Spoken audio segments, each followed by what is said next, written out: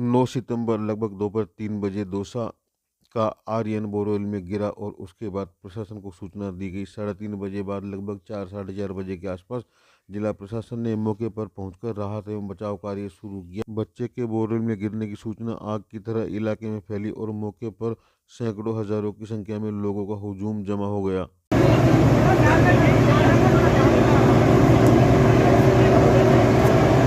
Operation Aryan के लिए piling machine का भी उपयोग किया गया और साथ में एनडीआरएफ और एसडीआरएफ ने भी मिलकर काम किया।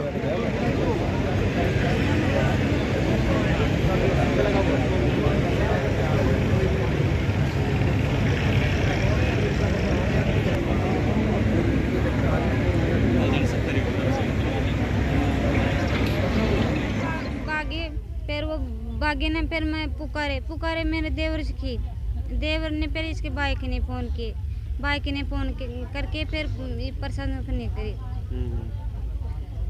अब कितनी देर हो गई प्रशासन काम करते हुए यहाँ? 24 घंटे हो गए। 24 घंटे का फर्स्ट टाइम हो गया। बच्चे को देखा आपने सीसीटीवी कैमरे में काई में? देखे सो दिखा था, क्या कर रहा था उस समय? ये सुबह देखे तो ये वहाँ हाथ ला रहे। हाँ सर, बोरवेल में पानी है क्या? पानी से नीचे है पानी।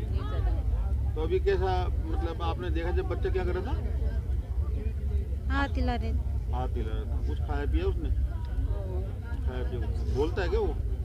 कल तो बोल रहे थे। क्या बोल रहा था? वो दूसरे लड़के ऐसे कह रहे थे ना, बाबू बाबू तेरे पे बिस्कुट ले रहा हूँ, हाँ, तू लिया भैया, तू लिया मेरे पास बिस्कुट। यूँ बोल रहा था वो। तो क्या आप लोगों को क्या संदेश दोगे, जैसे आपका बच्चा आपके बोरवेल में गिर गया तो क्या कहोगे लोगों से?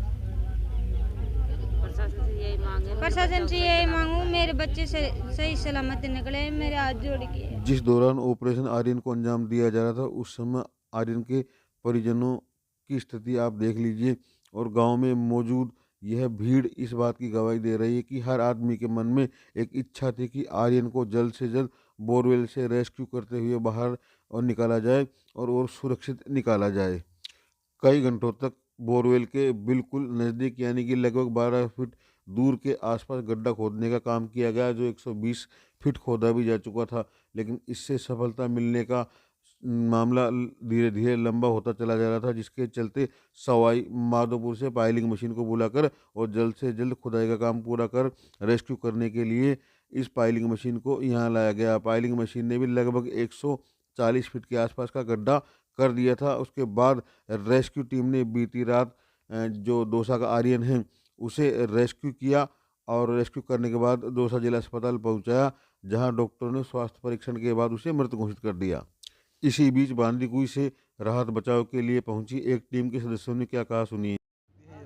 सर क्या है, हमने बांदीकुई में बच्चे को निकाली थी, वहाँ पर हमको 12-13 घंटे लग गए थे। अभी हम अंदर जाके और टर्नर में 2-3 घंटे में खुदाई कर देंगे। मिट्टी नरम हुई तो कम टाइम लगेगा, टाइट हुई तो थोड़ा टाइम लगेगा। और 150 फीट के आसपास मिट्टी को लिफ्ट करके ऊपर निकाला, वो कैसे निकलेगी? वो मशीन के थ्रू निकलेगी मिट्टी, और वहाँ अंदर जाके और खुदाई करने से ही पता पड़ेगा। तो आप लोगों को नीचे कितनी परेशानी आती होगी? हमको वहाँ पर बहुत परेशानी आती है। ऑक्सीजन लगाया जाता है और जब जाके वो कार्य होता है। कितने लोग उतरते हो नीचे? वहाँ पर हम 2 आदमी उतरते हैं। 2 आदमी नीचे उतरते हो? हाँ जी सर। और उसके बाद में बाकी लोग बाहर रहते हैं? उसके बाद में आदमी ऊपर रहते हैं, फिर वो आदमी परेशान हो जाता, थक जाता है, वो फिर दूसरा आदमी जाता है, चेंज होता है वो। यदि बच्चे को पाइलिंग मशीन के ऑपरेशन के द्वारा निकाला जाता तो इस तरह ऊपर से गड्ढा बनाकर और नीचे उतारकर सुरंग में होके बच्चे को बाहर लाया जाता, लेकिन इससे पहले एनडीआरएफ और एसडीआरएफ तथा देशी जुगाड़ के चलते जल्द सफलता मिल गई। आर्यन को बाहर निकालने के बाद लगभग 12 बजे दौसा लाया गया, जहां उसे आईसीयू में चेकअप के दौरान डॉक्टरों ने मृत घोषित कर दिया। उनका मानना यह है कि संभवतः जिस समय बच्चा बोरवेल में गिरा उस समय उसे कहीं ना कहीं मोटी इंजरी आई है। हालांकि शरीर में कोई निशान दिखाई नहीं दे रहे, लेकिन अंदरूनी चोट बताई जा रही है।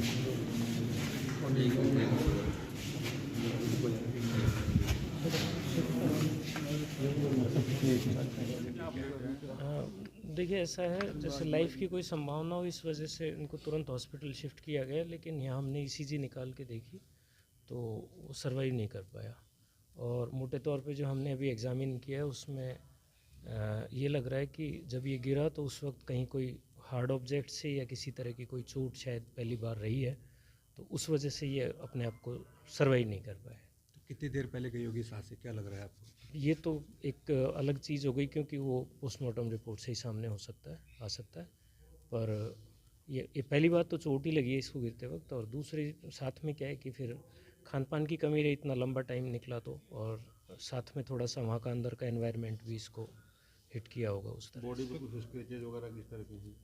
ऐसा कुछ अभी स्क्रैच आ नहीं रहे प्राइमरीली, लेकिन कहीं कोई हार्ड ऑब्जेक्ट है उस पर शायद सर टकराया हो या इस तरह की कोई बात हो सकती क्या लगता है बच्चे क्या कहा जा सकता है? है। अभी तो ही इज़ नो मोर।